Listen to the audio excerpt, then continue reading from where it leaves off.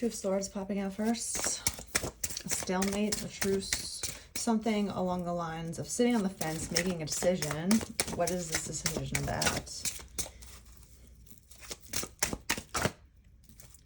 Conflict. Why is this conflict happening? They're trying to figure out, why are all these people arguing? Why are all these people fighting?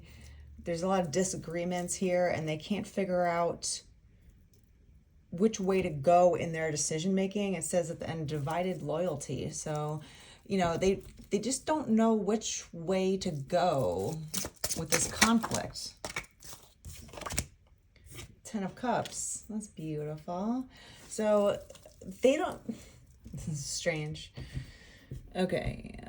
There's somebody around here that is confused on either going for what they wish for, who they actually want to be with, who they actually want to marry, versus everyone else around them that's disagreeing with their personal choices, which is strange. It's like, why do you need a whole group of people to decide your life for you? Even as a child, you shouldn't be letting your family decide what your life has for you.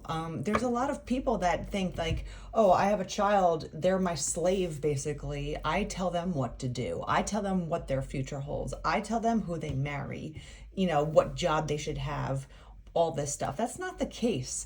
You know, you're a parent and you have a soul going through you, but that person is an individual besides the parent, you know? So yes, you could take advice from your parents. Yes, you could be guided by your parents or a group of people that are close to you. But at the end of the day, you are your own person. You are the one that makes the decision about your life. You're the only person that says, you know, this is my life. I get to choose what I want. I get to choose who I want to marry. Okay, we have anxiety being reversed. Light at the end of the tunnel, recovering, improving, letting go of negativity and stress. So this person is becoming aware of like listening to their intuition on what they want, who they want, especially with the Ten of Cups. It's kind of like giving me, someone's been confused about, you know, listening to their heart versus listening to everyone else around them. And everyone else around them is trying to steer them away from their Ten of Cups. Why? Why is it anyone else's business what someone else wants out of life? You know, why are people arguing over who this person chooses to marry, who this person chooses to be with? So we have anxiety flipped, right? So this person is starting to see clearly what is happening and why it's happening. We also have the Moon. So again, this person feels afraid to actually speak the truth because, let's be real, a lot of people don't have enough courage to be fully independent on their decisions, even if a whole community of people around them, their family, their community, whether it's religious factors or family members or work, you know, work coworkers, whatever it is, people are afraid to go against the grain and stand up for themselves, because usually when you first make your own stance on something, you are alone most of the time. If you're lucky, you have someone else to back you up in a decision that goes against the grain. But for the most part, there's only a select few people that have enough courage to just stand up for what they want, no matter the consequences. Especially people. People are very, they get, how do I say this? They get pushed around in their decision making because what would everyone else think? What is everyone else going to do? You know, like, and they almost live their life for somebody else, for other people, right? Like, it's not your individual wants and needs and loves that matter. It's for the collective. It's for the collective group that you're supposedly in. But are you really fitting into a group if everyone in that group doesn't want you to go after your heart? Doesn't want you to go after your Ten of Cups, like your, like the love that makes your heart beat, that makes you happy individually. If everyone else is trying to steer you away from that, are you really part of that group? right?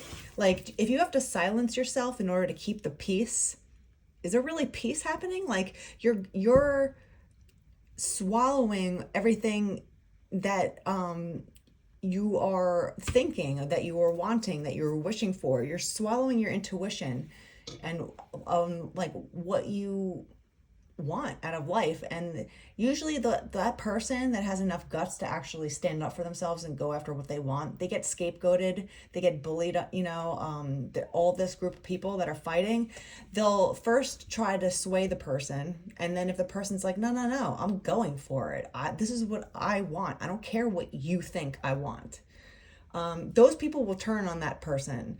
And it's hard. It's a hard position to be in, and you have to have a radical approach of like, I have nothing to lose here, because all these people aren't supporting me in my decisions. They're forcing me to make a decision for their self-gain. Like, they're almost like fighting against this person's intuitions and dreams. It's like, no, you're not allowed to dream that. You're supposed to be a doctor. You're not supposed to be blah, blah, blah. Like stuff, something like that. Like, you're supposed to marry within our religion. You're not supposed to marry someone outside. You're going to go against what everyone else is forcing you to do. So are you living for yourself, or are you living for other people's approval? The isolation comes out, right? You will be isolated at first, and it's a hard place to be. If you haven't ever had to deal with that personally, it could be really scary and lonely and stuff. But if you had to deal with that already, and you know how it goes, and you just don't care anymore because you have like more of a warrior mentality, where you're like, yeah, I can lose whoever, I don't care. This is my life. Don't let it be clubbed into dank submission, like Charles Bukowski says. Your life is your life. Don't let it be clubbed into dank submission. Be on the watch. There are ways out. There's a light somewhere. It may not be much light, but it sure beats the darkness. Be on the watch. The gods will offer you chances. Know them. Take them. You can't beat death, but you can beat death in life sometimes. And the more often you learn to do it, the more light there will be. Be on the watch. The gods wait to delight in you. It's basically that. Are you willing to be clubbed into dank submission because everyone else wants you to be a certain person and be a certain way or fit a certain mold like everyone else? Like, we all did it, you have to do it too. So that everyone could feel good about their lack of decision making themselves, their lack of independence. Everyone wants, to feel like they all made the right decision in life. So if there's one person that steps out of the box and says, you know what, I don't want that, I kind of want this, everyone's going to turn on that person and isolate them.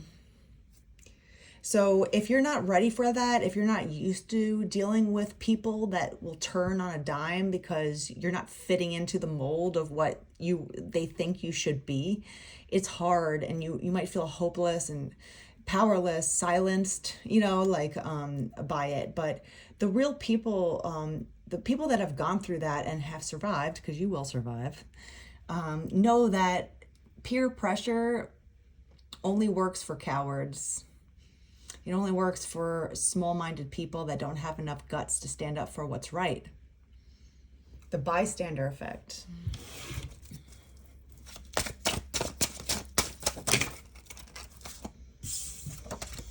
Justice will be had. Karmic justice. Maybe there's legal justice happening here. There's some sort of justice that's going to come out of this. There might be legal disputes. Maybe there is someone's already in a marriage and they want out. They want a divorce. They know that it wasn't the right decision. They were forced into a marriage because they just thought that you were just supposed to just do what your parents say, or do what society says, or do what your congregation says, whatever it is. They feel like they were forced into making a decision, and now they're trying to backtrack and be like, I want my own integrity back. I want justice for myself. This is my life. I only get one chance at this time, and I want to go for what I love. the Ten of Cups. I want to marry the person that I love, not who everyone else loves. You know, it's kind of like giving me like a prince, you know, that was predestined to marry this other princess from birth, right? And, you know, both of the families are like, this is who you're going to marry. We've already decided this for you. And the prince is like, I don't love her. I'm not attracted to her. I don't even like her.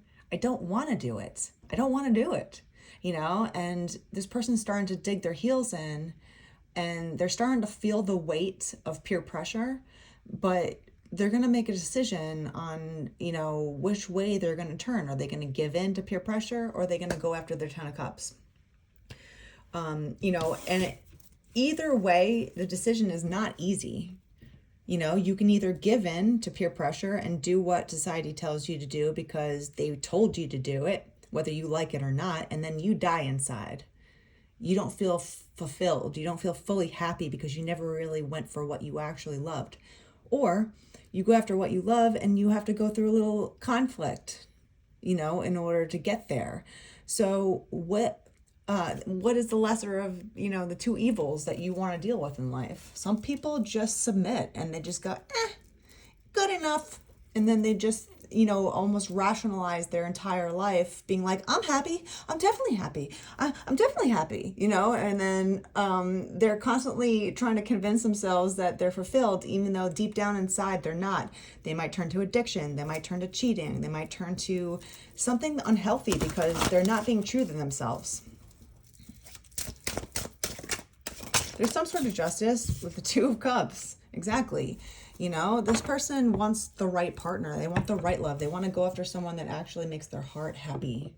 Ten of Cups and the Two of Cups. This is something that they want to propose to someone that is going to be unacceptable to this group of people. And there will be arguments and conflict revolving around this.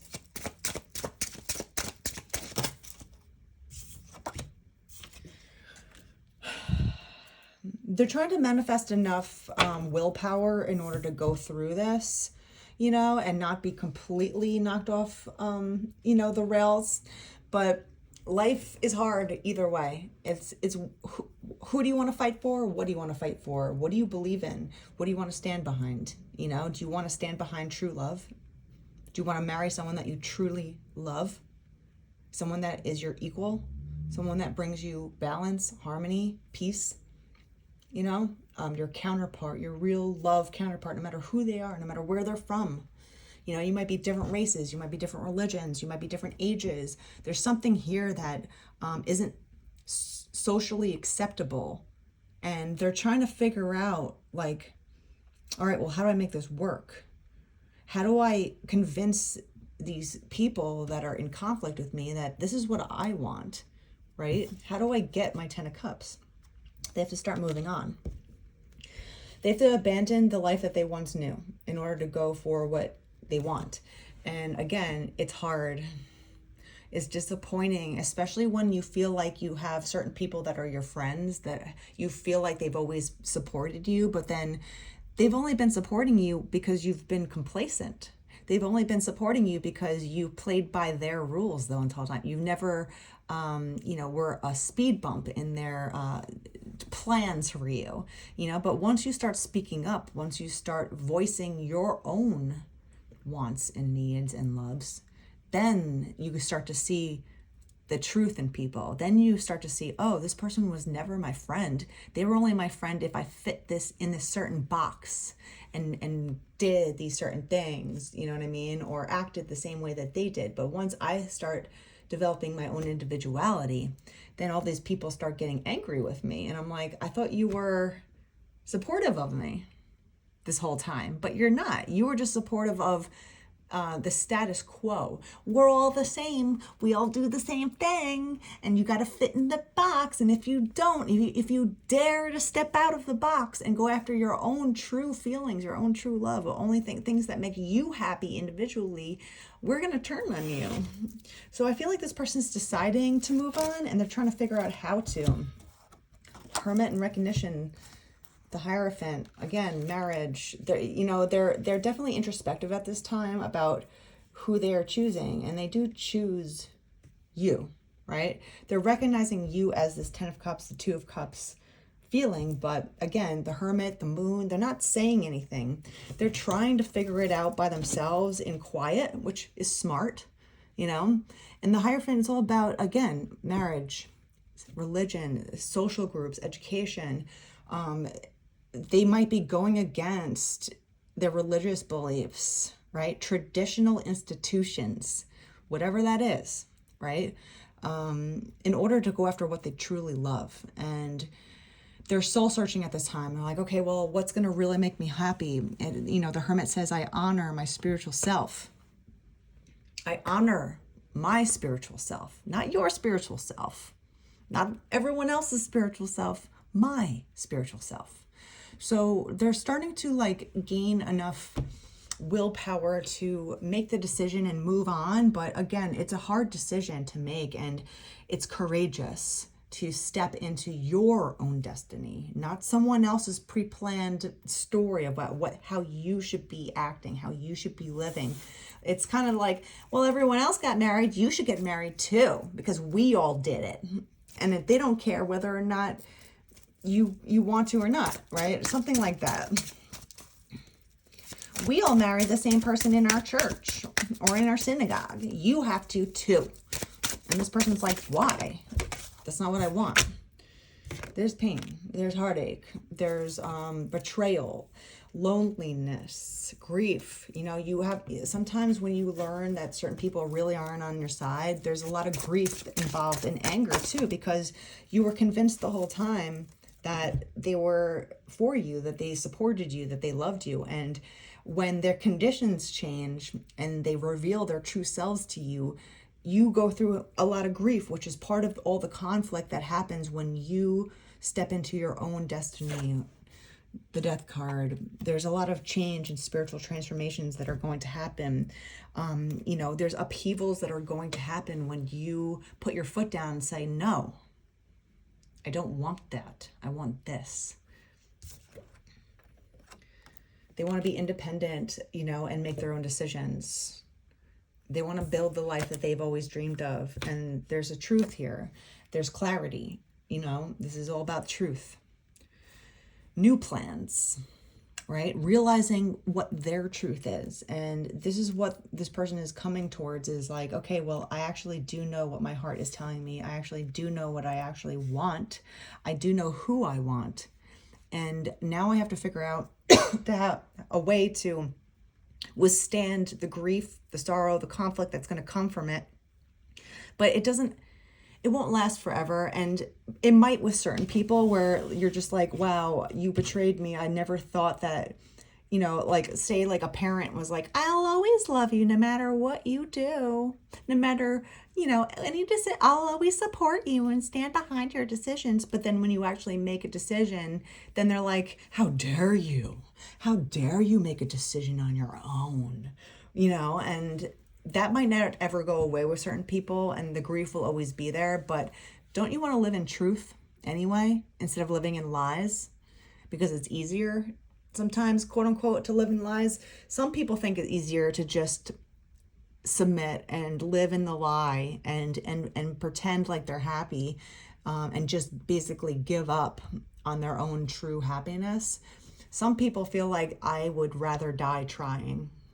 I would rather go through the grief, the temporary grief, to go after my 10 of Cups, to get the love that I really want. Because you know what? There is a light at the end of the tunnel.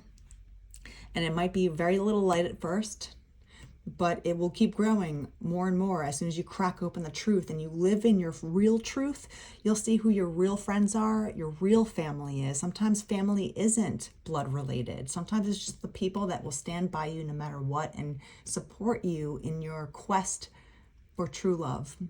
And that's what this person is going through. They're like, okay, well, which one do I want to choose? Do I want to just sulk and submit, or do I want to live in my truth?